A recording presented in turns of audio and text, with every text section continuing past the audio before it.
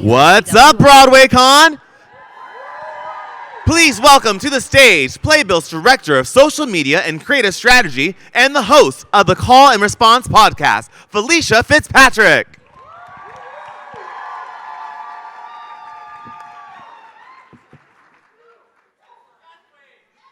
Hello. I feel like I should do my one-woman show that I haven't written yet with all you watching. I'm so excited to be here today, the 5th BroadwayCon. I've been here since year one, and it's my favorite time of year. It's my favorite time of year because we all get to celebrate theater, the stuff we love, the stuff we cherish. I'm so excited to talk to the amazing squad of 6. So I'm going to have them come out. Hello, hi. Yeah, come on out. Don't be shy. You guys clap for them. Give them some love as they come out. Hello. I'm gonna take good care of you. No, I will. Also, Andy and Wendy, you guys just landed this morning. So what time is it for your body? Like, are you jet lagged? How are you feeling? We came just late last night. Toby last night. just landed. Toby just landed. We had 12 hours sleep. So we're double fisting coffee. Like, it's gonna be fine. It's gonna be great. All good. And so you guys have to keep your energy up there out too, in case they get sleepy. So let's start at the beginning, a very good place to start. Tell us who you, we love a reference. Tell us who you are and your involvement with the show. Carrie-Anne, let's start with you. Hey guys, I'm Carrie-Anne. And I'm Thanks, very kind. I'm the choreographer of the show. Hello, I am Jamie and I am one of the directors of the show. Hello, I'm Lucy. I'm one of the directors of the show and one of the writers of the show. Hi, I'm Toby. I'm the other writer of the show with Lucy. I'm Wendy. I'm one of the producers of the show. And I'm Andy, and we're the UK producers, or part of the UK producing team. Absolutely. Happy to have you here. Bigger than that. Making it happen. So y'all, Broadway Preview start in February. That's less than a month away. It's like less than a week away, really, at this point. February is happening. And then March 12th opening. So let's just take a deep breath and think of 3 words to describe how we're feeling of the Broadway run being right here, right now. Andy, you do not have to go first unless you want to. You're in the hot seat, sitting next to me. Okay. Oh my God. Perfect. That was literally perfect, yeah. Absolutely. Excited, thrilled, and American pancakes. Okay.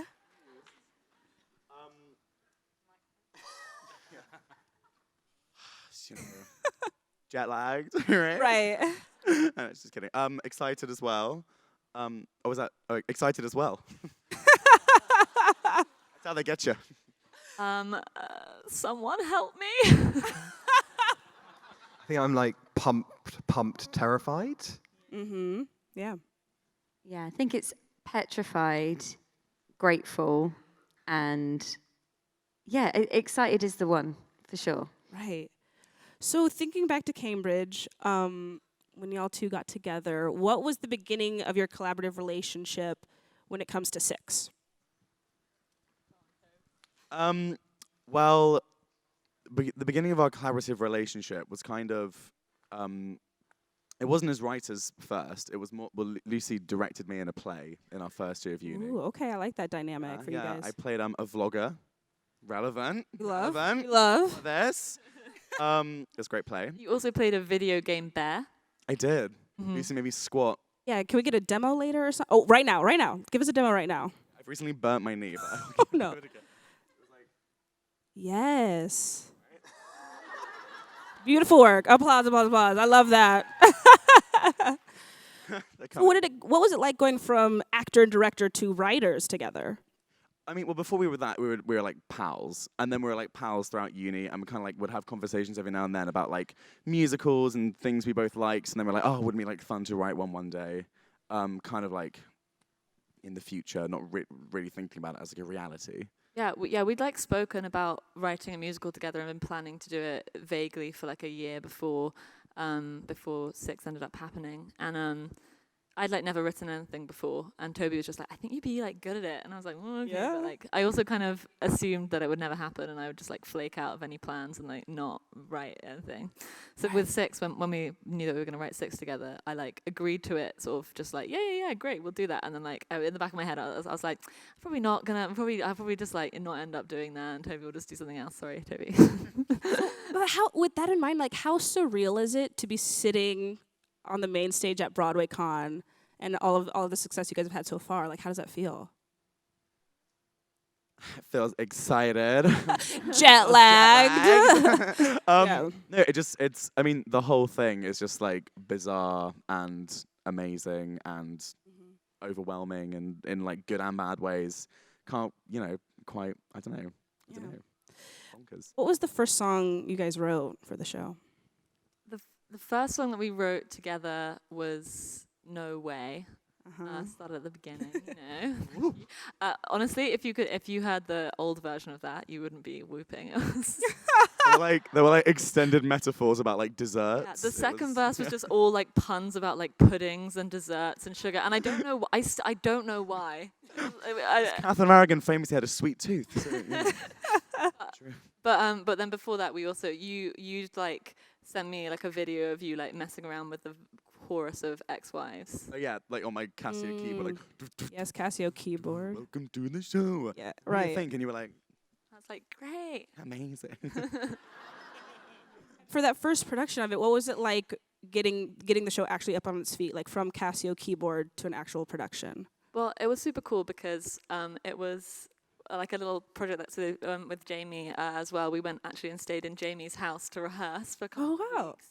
And so it was just really, it's so surreal thinking about it now, but it was just this really like idyllic process of us just sort of like, so I was also hilariously, I was the choreographer and Jamie was obviously the director, and honestly, again, if you could see some of those dance moves, you would not be. It was also like the studenty way we approached it, where we sort of, we're like, oh, okay, how long do we need? 2 weeks. That's quite a lot of time, but we'll be fine. Let's Right.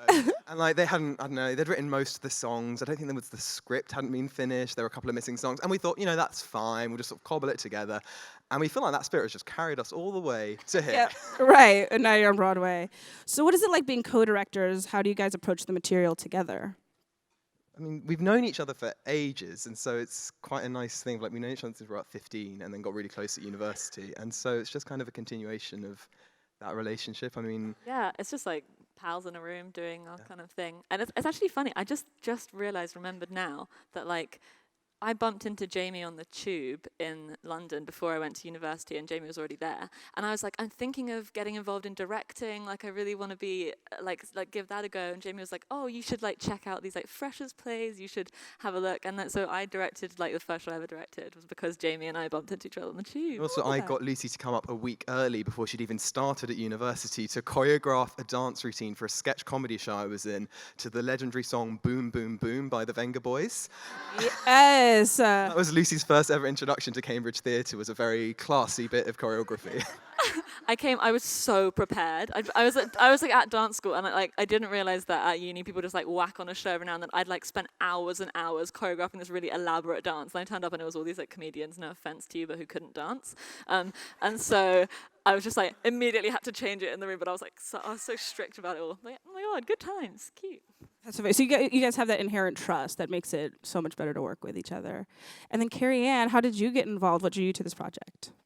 So I got an email from my agent who basically said that some people from this show called Six were looking for a choreographer, and I went and I did an audition, and luckily Lucy liked what I did. So just to clarify, Carrie-Anne was the first person of the day, and within about 10 seconds, I was like, well, it's her. And then Like done and done, signed, sealed, delivered. But it was the most amazing thing actually, because within about I think there were 6 dancers there, and within about 10 seconds, Carrie-Anne had like learnt everyone's name and was like, I was just like, she's such good vibes. Oh, yes, good vibes. And then Andy and Wendy, along with Kenny Wax and George Stiles and Kevin McCullum, are the producers of this project. What was the first time, do you remember and can describe the experience of seeing the show for the first time? So I was up at the Edinburgh Festival when they did their first student production. And a few people had said to Andy and I that it was the kind of thing we should go and check out, because we develop a lot of new writing. And our passion is to find shows that are to bring in younger audiences, more diverse audiences, and potentially new audiences that maybe wouldn't normally want to go and see a musical, but they might come for this particular show. So we went along to see it, and it was in a hotel room, pretty uncomfortable, all squished in, where it had been doing so well, they'd squeezed in as many chairs as they could for the extra audience. And straight away loved the music and the lyrics, but what really struck me was the audience reaction. Even in that venue in the early days, the fandom was already beginning right from those early days. The connection to the characters, to the queens, and that was the buy-in for me to chat to these guys and see if we could take it further. Yeah, similar for me. I think the the key thing that I had was, having seen as a 40-something-year-old man, they made me laugh, and the lyrics were just laugh out loud funny. And I found at the end of it, I'd probably laughed out loud a dozen times, which, I'm quite cynical and quite. Yeah. For me, These 30 jokes, Andy. some of them just didn't land. That's evolution for you. But no, it was just brilliant. It just made me laugh out loud. And I think the fact that the wit and the humour was all there, and then you've got these banging pop tunes that I was just saying before we came in here, I remember the hotel room, and everyone was so banging their foot. We were on this tiny little rostra at the back that my chair was gradually moving towards the end. I was right at the end, and I was like, I kept having to move back. Right. So I wasn't falling off the rostra because the vibe in the room was so good. Yeah. What was there a particular song that just like stayed in your skin, stayed in your heart after you left that you were vibing with? Totally, yeah. Don't We'll have Lose to Your have Head faves. was the one that originally grasped me. Yeah. I think that one just demonstrated the wit, and then I think from there, the evolution of the songs and some of the lyrics. Now I'd say that they all rival each other for top dog, but I think that was the one that brought us in. I think certainly because it was just, and not a lot's changed. I think from memory on that song very much. But Yeah, like apart from the orchestration, like 2 lines or something. Wow. That was kind of interesting early on, as you were talking about No Way, which is probably the song that's changed most. And it was kind of this, so when I heard the first few songs in Toby's sitting room, they had No Way and Don't Lose Your Head were the first 2 I heard. And Don't Lose Your Head, as I'm sure you know, is filled with like really specific historical references. It's very like glorious in its nerdiness. And then I think you two were a little bit nervous that maybe audiences wouldn't dig that much. And so No Way, by comparison, was a lot more general and more of like a... There was actually, it was actually... My bad. My bad. I'm going to go ahead and, Toby was like, I want them all to be pop songs, like, lyrically that could exist in the charts today. And I was like, but what about, like, mentioning some pheasant? Like, come on, let's put some Tudor references. You see, that won't be cool. No one will like that. So, because we wrote No Way, and then I think Heart of Stone and Don't Lose Your Head sort of at the same time. And, like, that was the progression, like, through like, because Heart of Stone also used to be quite, like, general lyrically. And so it's, like, really, it was, like, funny that, like, the second half of the show was, like, try to elope, and then, like, the first bit was, like, was really, like, weird and general. Yeah, so it was, like, it was an interesting development. I was curious. Oh, did you have something you want I to was ask? going to say the other thing that attracted me to it was it just had something to say, which right now is really relevant at the time and still is, I think, and probably always will be. But it was just something at the time just made me go, this really does feel like we need to hear this. Right. And I think that buys you in straight away. And I went away and started Googling the Queens. And I kind of go, if I'm doing that, surely that's a good sign. Yeah. Well, and to that end, I was super curious to know, how did you guys balance the Googling, the dramaturgy, the historical research of these women with your own, like, pop music sensibilities and your own voice? What was that process like? I mean, if I'm being really honest, we just, like, because we didn't think it was ever going to be really a thing, we just, like, didn't think about it that much. It just, like, wasn't that deep. Oh, okay. Like, we were like, you read the whole book by Antonia Fraser about the 6 Wives of Henry VIII. Oh. I pretended to have read it. What? Did you read it? Yeah, I read it. Oh my god. Yeah.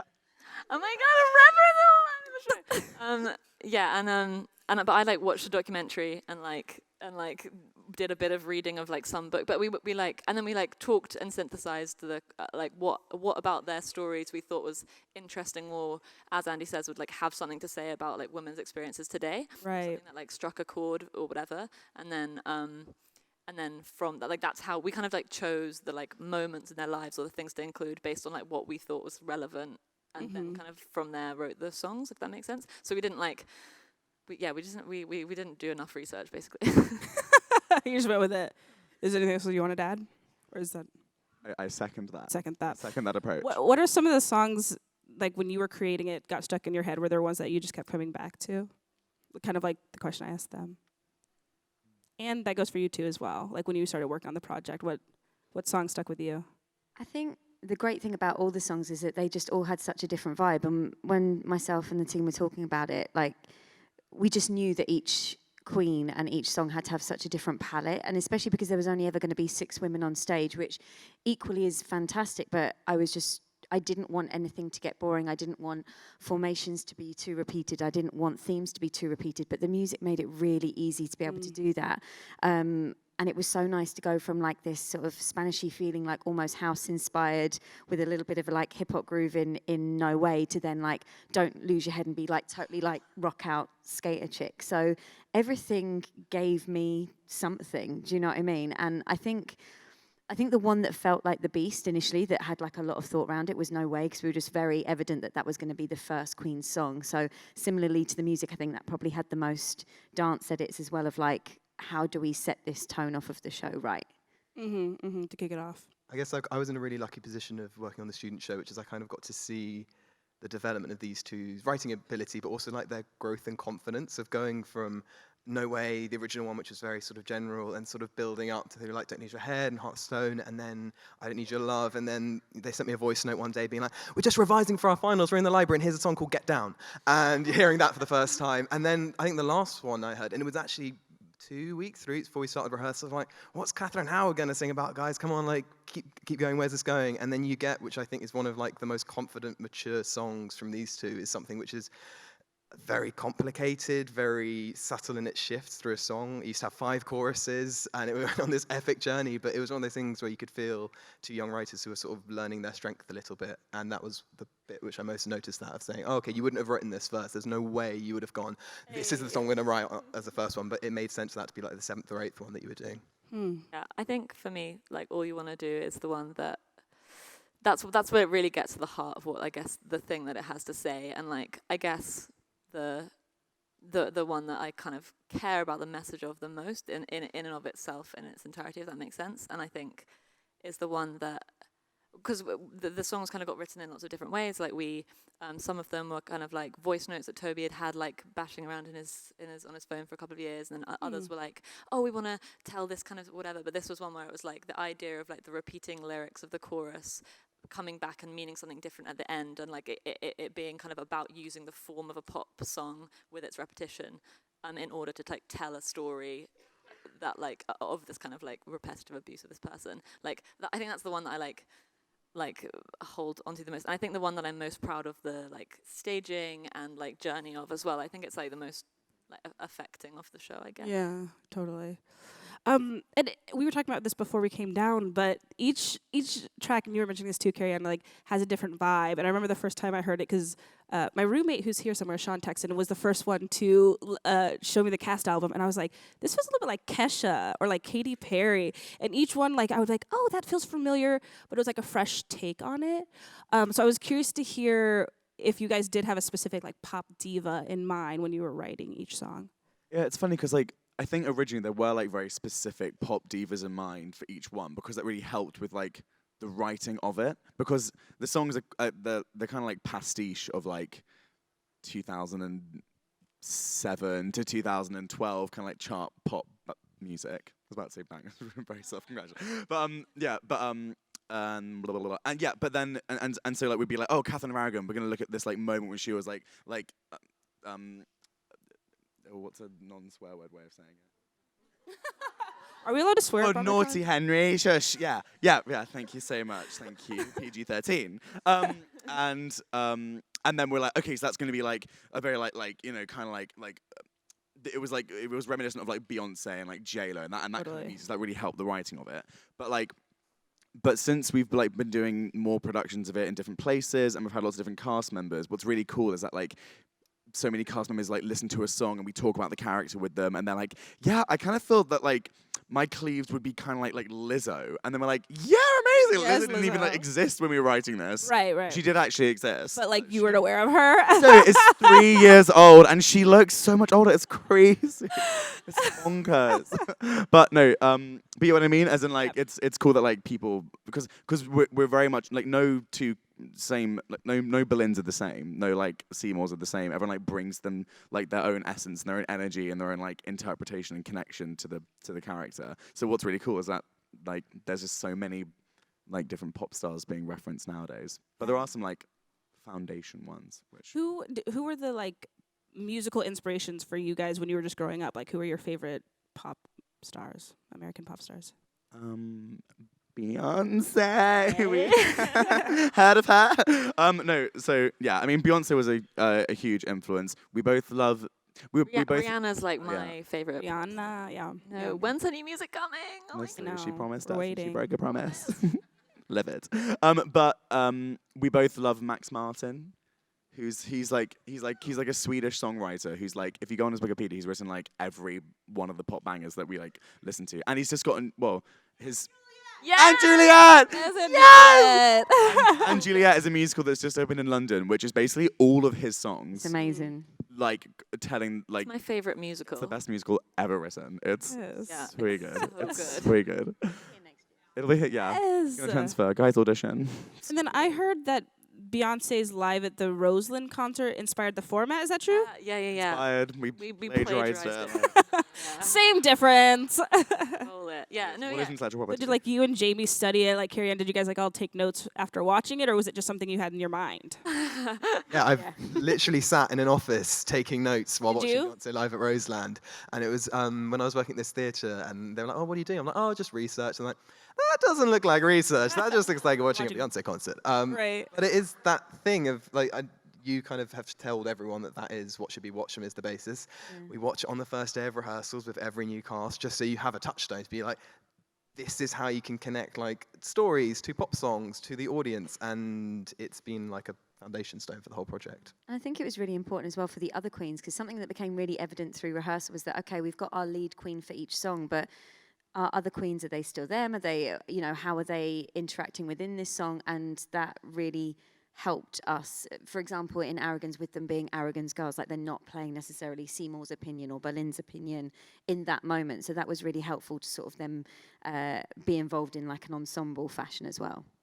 And it's also quite rare for a pop concert, because often people use the word theatrical to describe a pop concert, and they usually just mean it's been really like over the top in its design, and they've got these incredible bits of scenery, they're doing this and that. But like the live at Roseland's a really useful touchstone for the show, because most pop concerts, there's like pauses every 3 or 4 songs. You go off stage, change a costume, change the scenery or whatever, and there's something really special about the Beyonce concert. It's just continuous action, which is obviously what we needed for the show, because you can't just have like a 5-minute pause while everyone like, a bottle of water, like changes Right. their new outfit. Regrouping, yeah.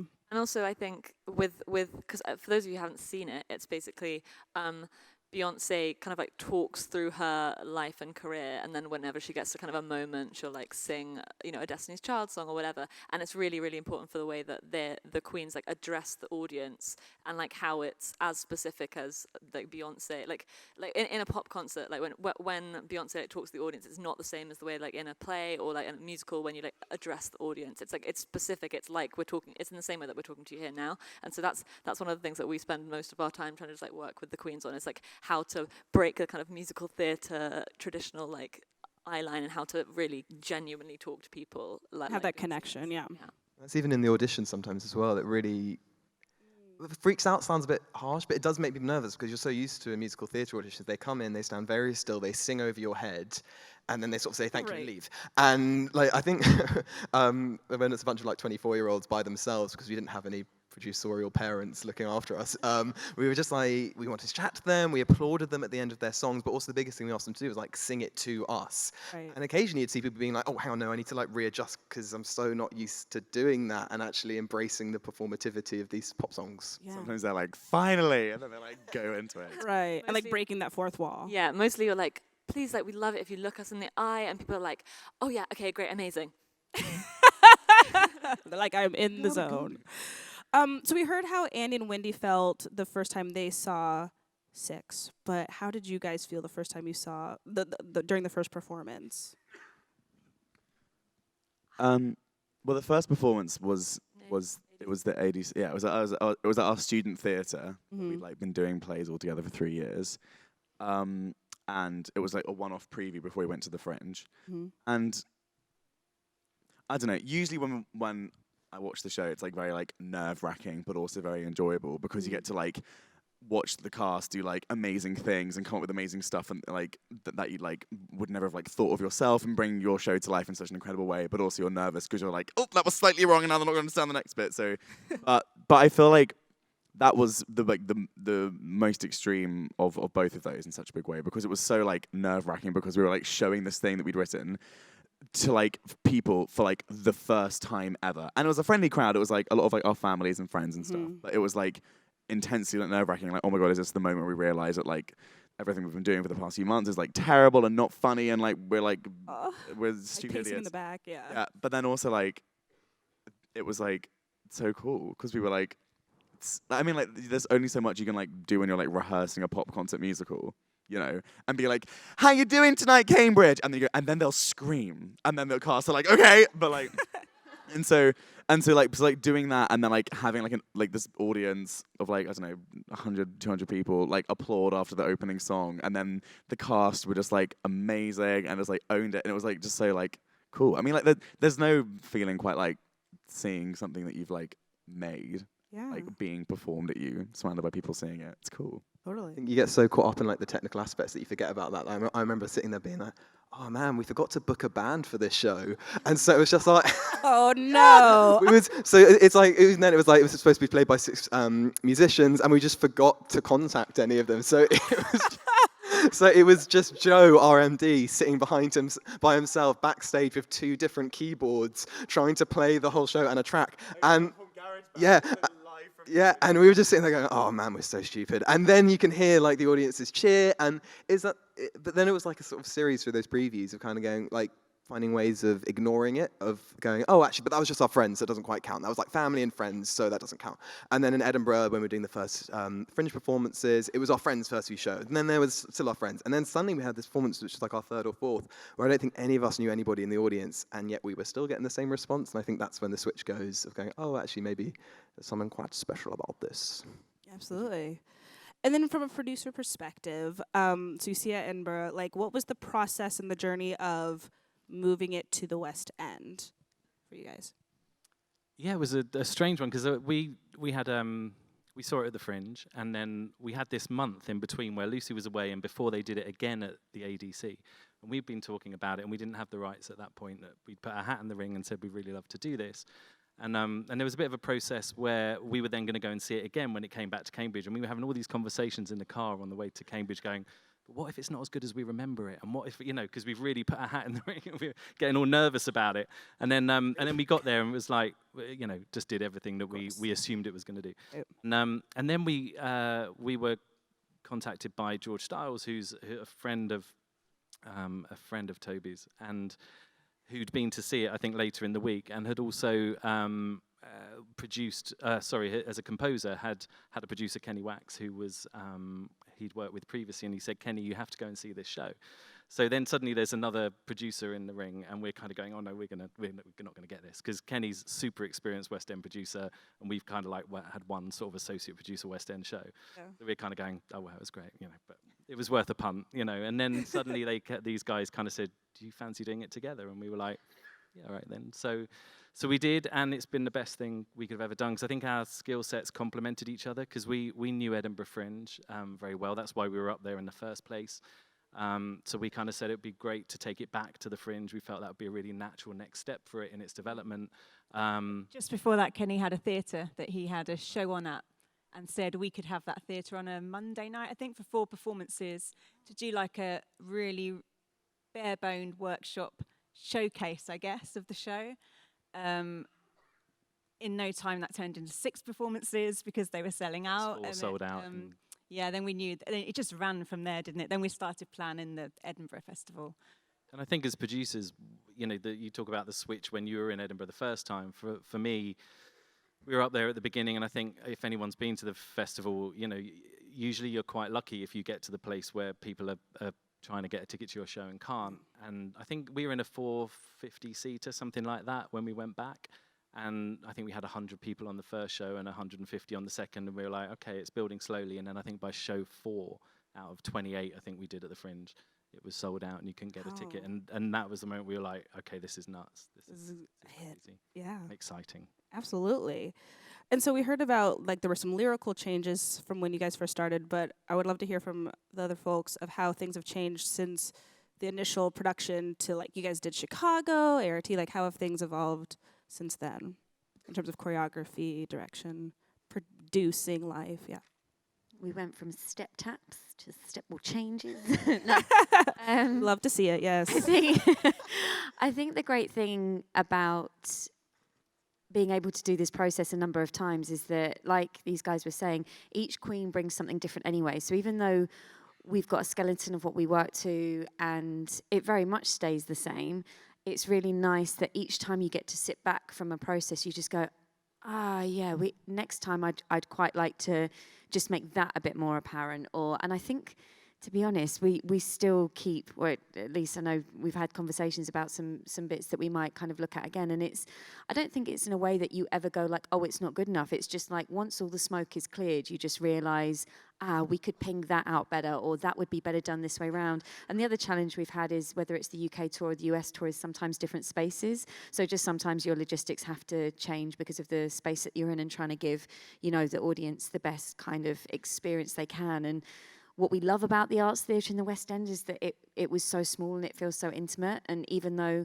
somewhere like Chicago was so much bigger, they still managed to fill the room in the same kind of way because of how the show is written and how I think the reason people love it, correct me if I'm wrong, is that whoever's seen it, is just how relatable everybody is and how you feel like, yes, you're having a pop concert, but you get to know these characters so well and they feel like actual people. So space is a big thing for us that can sometimes alter what we do. But other than that, anyone got anything to add? I think the thing in terms of going from our sort of show in London to Chicago and then kind of all over the world is that, like, it's surprising.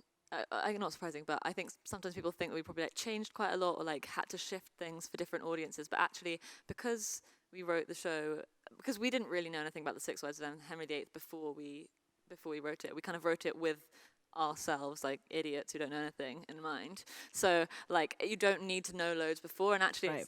it's quite nice sort of how little we do have to change. But as Carrie-Anne says, it's I think even more than just the queens bringing something of themselves to it, we really like try and make sure that the characters that you see on stage aren't like the mold of like Aragon. It's like kind of a hybrid of like the person playing the role and the text. It's not like there's like a really specific, there's only one way of doing it. So it's really, as Karen says, it feels really nice and like specific every time. So even though like technically the things they're doing are the same, they each like are completely themselves on stage.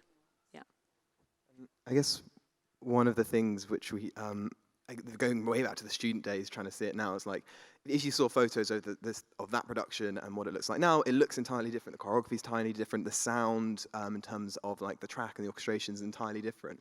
But actually, the hardest thing we had to do during our first outing was trying to recapture something we got for free when we were students, which was when a bunch of like 18 to 21-year-old students come on stage wearing Topshop Boohoo dresses and sort of go out there and go, "Hey, we're the Six Wives of Henry VIII, and we're a superstar girl band, woohoo!" The audience instantly gets that's ridiculous, and so they're on side and they laugh. And that's really easy, and they kind of see that the show is a little bit of a joke, even though it's not a parody of anything. It's not doing that kind of horrible history things of mocking itself while it's existing. It's but then when we were doing the first ever previews and we had these beautiful designs and the set was incredible and the lights are so beautiful and flashing a lot, like lights do.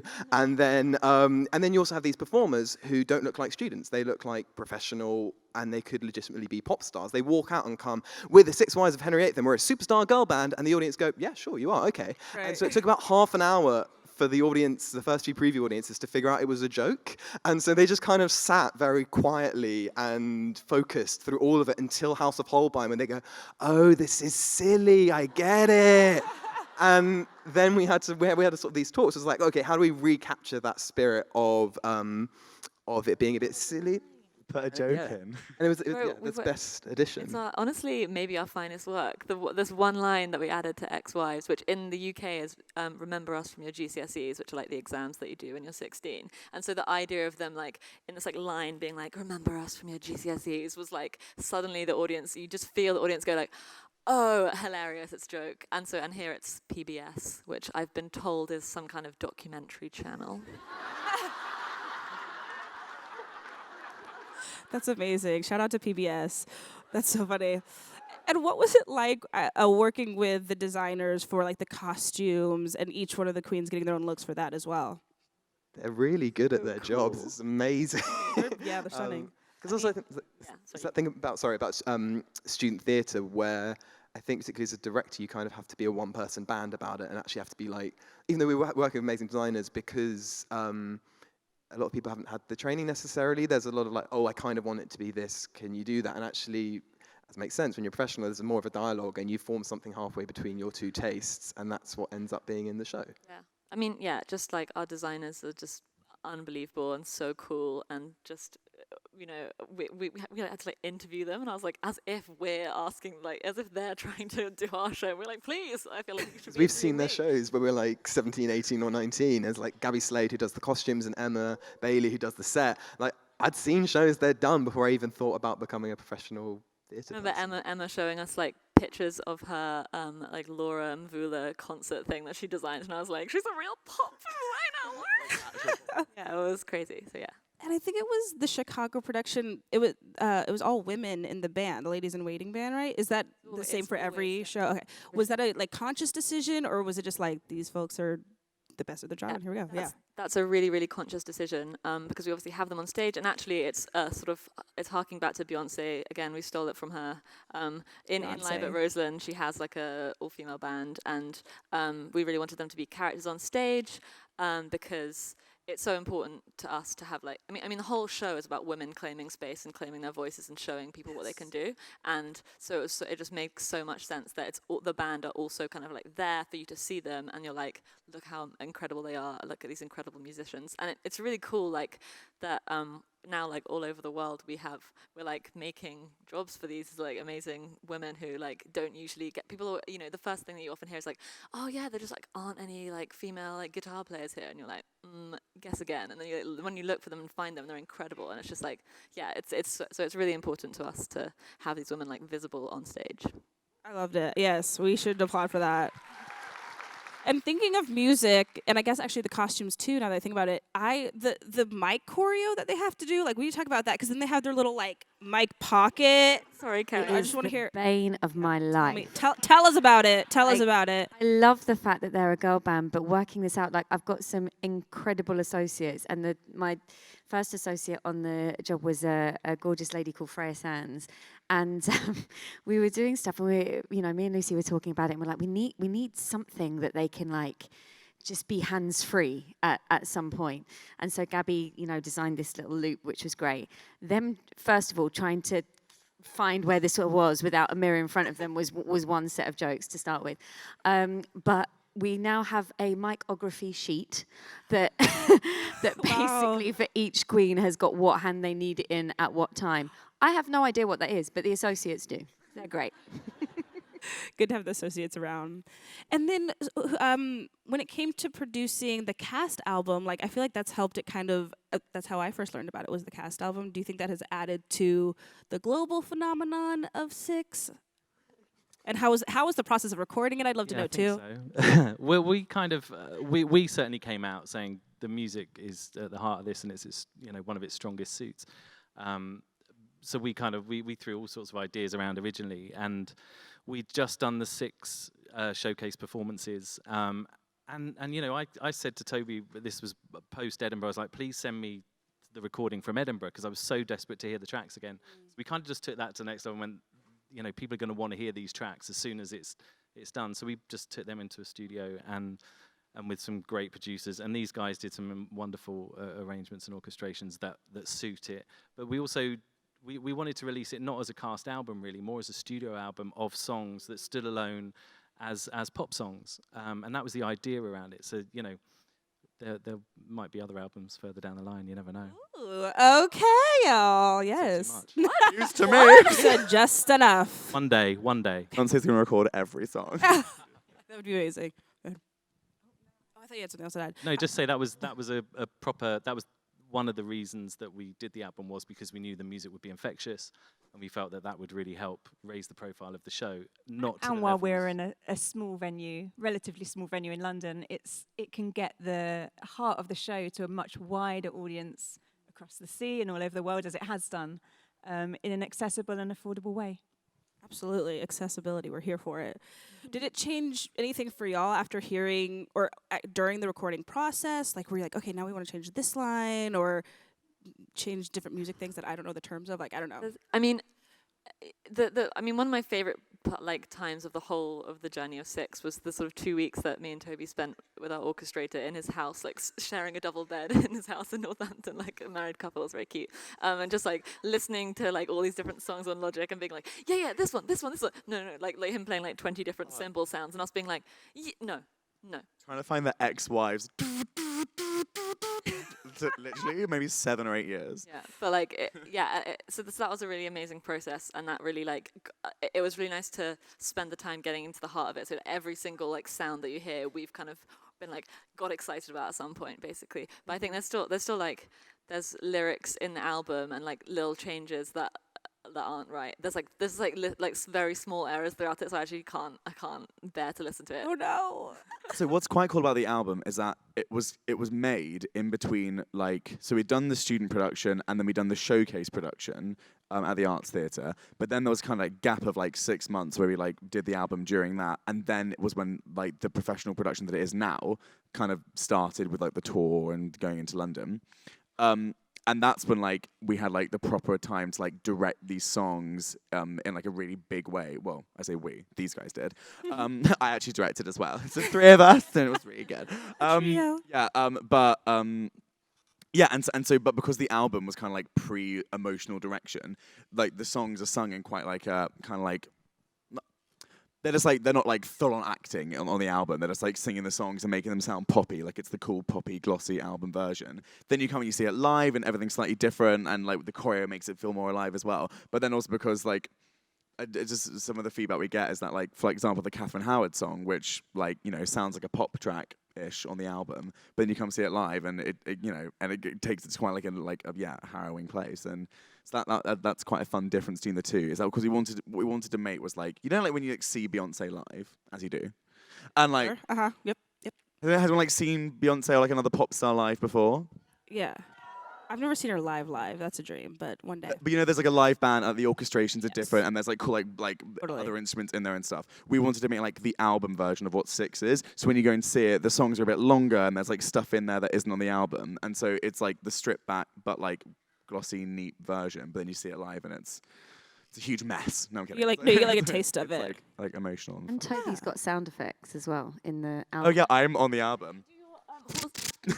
Oh my god, yes. There's a bit in Get Down where it's like, my horses can trot up to 12 miles an hour. It's him! I'm gonna have to go back and listen exactly for that and take it There's out. no end. Like I've mentioned. Also, we're on the album. Yeah, we do the woof. You do what? Where it's where my hounds at, release the bitches. Woof. There's all the other queens say woof, but we're in that woof. Yes, you're in that woof. Oh, I love that. Andy, you talked about you were really struck by the message when you first saw the show, and the music, the lyrics, it all works and makes this like very universal experience where you can live anywhere in the world and it resonates with you. So I'm curious what you think specifically about the show's message that you think we need to be hearing right now. That's open to all of you, but you had mentioned it. God, I get the hard question, don't I? Yes, I'm sorry. I mean, I think, look, it's a tough world, and young people are finding it tough. And I think what this does, particularly for young women, is gives them a voice. And I think, there's a really lovely message, and I don't know where it came from, but somebody said it many, many months ago, probably years ago now, about, real women fix each other's crowns, or real queens fix each other's crowns. And that just struck me as being like, that's the heart of the show, and that's what that's how we need to behave. That's how we need to be within the community, and not just women. Like, you know, we can all be queens, right? And I kind of Yes. so for me, that's what's relevant about it now. And stop it. No, it's true. That's You're a kind of- queen. You're a queen. I'm a big Yes. queen. Yes, Andy. I'm proud. But no, I think for me that message is still totally relevant, and it's inspiring, you know, as producers with these guys, you know, they won't take no for an answer, and they won't take second best for an answer, and you know, sometimes the patriarchy, for want of a better description, need to hear that, and you know, sometimes that's helpful. Absolutely. That was beautifully said. That was so nice, Andy. Is there anything else you guys wanted to add to Can it? I just say Oh, that, yeah. you know, everyone over here, the Broadway lot have embraced that as well. So we're, you know, it's not just us shouting it from the UK. I think everyone feels that, right? Yeah. And I think there's been that thing which is, early on we always thought that the target audience would be, I mean, teenagers to 20-year-olds who listen to this kind of music. And that's been one of the most exciting, heartening things, is realizing that the appeal of it is much wider. And what that does for a political show is really special, because you can reach a wider audience with a quite important message. And so it's not only the sort of 15-year-old young excited women who are loving it, but it's also their dads who they brought along, and they're kind of going, I haven't necessarily thought about this before. And that is part of trying to do a political show. You can't only speak to the people who already agree with you. You sometimes have to speak to people who don't necessarily disagree with you, but just haven't thought about it before. And that's what I love about your writing, is that it has that appeal, which is so wide and popular, but also has a bit of political punch to it as well. Absolutely. Anything else you want to add? I think it did. I mean, I remember when we first saw it, the penny dropped for me, where I kind of went, oh my God, everything I have learned from my GCSEs and history lessons at school, you know, is told to me rather than I've discovered it or I've looked further afield to find out what the true narrative of me. And that was another part of it that just kind of made me go, that's really interesting. Just, you know, what else have I learned that has just been told to me and I've just taken for granted, rather than actually discovered for myself or experienced for myself. And I think that's something else that the show has, that makes you kind of just go, yeah, maybe I should look at some other things in different ways and be open to that. Yeah. And I think just adding on to that real quick was because in history as well, like, I remember it all being told from like Henry's point of view. So you didn't really find out anything about the wives. But what was really freaky is when they went up to Edinburgh the second time, but there was another show about Henry VIII's 6 wives that had a Henry in it. We And I don't love need the fact it. that we don't have a No, Henry. you don't need it. Yeah. Isn't that your most common question? Oh my gosh, people being like, well, actually, what's interesting is when there was the first Fringe and we had people coming to see us, probably the thing that we liked most about these guys was that they were like, we love it as it is, but literally every other person was like, I really think you should, where's Henry? Like, maybe you should think about adding Henry and he should like come down for, and you're like, no, it's not about him. Like, did they see the show? Like, what? No. Exactly. I'd be like, what did you just watch? Like, Right. just do. Have you had any story, or can you share any stories, I should say, of interaction with audience members who are like, this really resonated with me, thank you for this, at like, you know, any of your shows? Yeah, we can tell one from literally this weekend. It's on tour in Cardiff at the moment in Wales, which, you know, isn't necessarily known for its diversity or its approach to diversity. And we had a group of friends, 9 friends, who've gone to see it, and we didn't know they were going, and somebody dropped out, and they took their daughter's friend, who's a little black girl, and she went along, and you know, they saw the show and said, oh, this is the first time I've been to the theatre.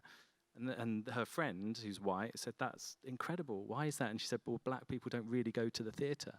And she came out at the end and said, you can probably quote this better than me, but she said, I think black people should go to the theatre more. Yeah. It's like incredible. We're getting those stories. It was the area of Britain that this was in. Yeah, the but, context of where that is. But even just the fact that a little girl is saying that because she wants to go to the theatre and she's discovered something through this show. And that's why representation to us, well, to these guys, is so important in our casting and on the stage. We want to feel like in shape and size as well, that everybody feels represented. They can see Absolutely. themselves up there. Yeah. But also, it's so nice we get so much praise for that, but also it's like the least conscious thing in the audition process. We're not sitting there going, well, we've got to have someone who looks like this or looks like that. We're just going, okay, let's see if they can just be the best person for this job. And that is genuinely, honestly, how we end up with the casts. I think, I think to add to that, it's about making sure that the people that you get into the room are as diverse a mix as possible. And then, as you say, we find obviously the most talented people, and obviously that reflects the diversity of who you've been kind of bringing into the room. And it's about, and our casting directors do a really amazing job of like searching for people who maybe wouldn't normally get the opportunity, or who are from a slightly like a different like just from different places. So yeah, I think in terms of like, you know, diversity and inclusivity in casting, it's all about getting the people into the room and then picking the best people who, and then it always just happens that You have to like try to make it Exactly, diverse. It yeah, just it's- inherently is. Sure. Have you guys noticed a difference in reactions from audience members in the United States versus the UK? Besides the like the PBS moment, because shout out to PBS. Yes. louder. Yesterday So he much was louder. We're louder? That's not a surprise, honestly. I feel like in the UK, like we have to really give the audience permission and tell them to kind of the whole first scene is being like, "How you doing?" And they're like, "We said, how you doing?" And it's like, "Woo!" Do you know what I mean? Whereas here, like the lights go down, everyone's like, "Ah!" I'm like, "Oh, okay, cool, they're good."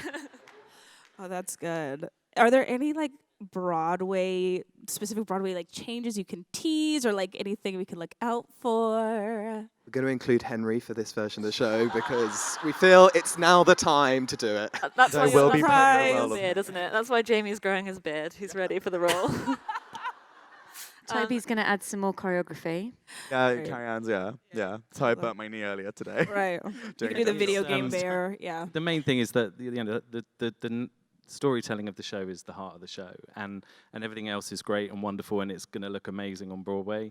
But you know, ultimately, the story is everything, and the message is everything. And I think, you know, it's a great night out, and a great concert, and a great musical, and a great everything. Really, he says, bigging it up.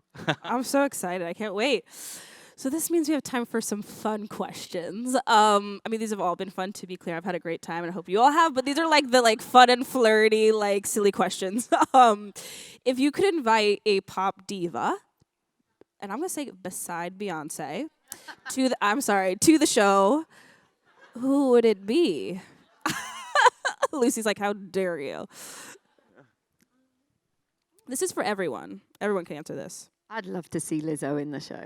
Yes. Oh, you would want her to be in it? I was gonna say to come see it, but I would want her to be in it. Yes. In yes. it. I love it. I love it. I love it. Lizzo, What's really tweet Lizzo in it. Yes. Hashtag Lizzo for 6. As I said earlier, it's like Lizzo like wasn't a famous pop star when we were writing the show, and what's like so cool like since the Lizzo thing has happened is that she just like completely emulates the message that we want to emulate with the show as well. So like yeah. So yeah, and you're welcome, Lizzo. You are welcome for the message. that you gave your music. Lizzo. No, Yes. but like I think she'd have fun. I think I she want would too. Rihanna to come, Yeah, Rihanna would be good. please. If anyone knows her, could you? She comes to Broadway. She went to Slave Play, so that could happen. That's real. Someone tweet her Someone too. make it happen. Yeah. Jamie, what were you gonna say? I'd like Billie Eilish to come. But again, it's because it's one of those ones where it's like Billie Eilish was not a big thing 2-3 years ago. And I now, was like 12. yeah. And now everyone's like, oh, she'd be a great Anne Boleyn. We're like, well, that was originally Avril Lavigne. But okay, sure, let's go. Right. Did you guys want to add? Oh, no. I mean, she couldn't come, but you know, someone like Aretha Franklin would have loved it. Oh, And would have yeah. been a sort of advocate for the same kind of world, I think, of what we're talking about. But Love that. yeah, sadly, not going to happen. Yeah. And then if you guys could play any queen in the show, who would it be? Andy, we're starting with you because you seem very excited to answer the question. See, I always get Jane Seymour in every conversation we have. Like, and like everyone seems to think that's a bad thing, but I'm going to own it. I'm going to be Jane. I love it. Yes. Such a Seymour. I really want to be Berlin, I think. We'll see at recourse. I think I'd like to play arrogant because like then you can just like do your bit and be like, oh god, thank God I've done my song. Take a smoke break. Yeah. Relax now and just like enjoy everyone else's. Right. Stage fright. Got to think about practicality. I mean, everyone obviously cleaves. Like, you're all wrong. Like, obviously. Catherine Howard for me, like 100% would be the one I want to do. Yes. I know, I feel like no. Berlin or Cleves, but I do love a bit of power as well. Well, It's Toby greedy. is the only person here who has played a queen. Hey, hey. Tell us about yeah, it, Toby. I'm like, what? What was that?